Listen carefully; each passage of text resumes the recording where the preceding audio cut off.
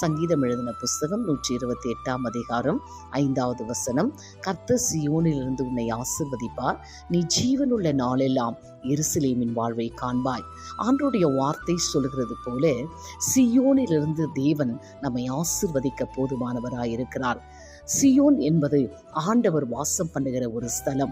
தேவன் வாசம் பண்ணுகிற ஸ்தலத்தில் அநேக ஆசீர்வாதங்களை நமக்கு கொடுக்கும்படியாக அவர் வைத்திருக்கிறார்.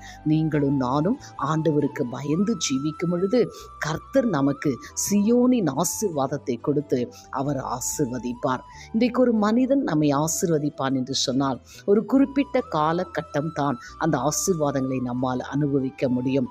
ஆனால் நீ ஆண்டவர் நம்மை சியோனிலிருந்து ஆசீர்வதிப்பார் என்று சொன்னால் நம்முடைய வாழ்நாள் முழுவதும், அதாவது நம்முடைய ஜீவன் உள்ள அளவும் நாம் ஆனந்தமாக சந்தோஷமாக எல்லாவிதமான ஆசீர்வாதங்களை கண்டு வாழ தெய்வன் நமக்கு கிருபை பாராட்டுவார்.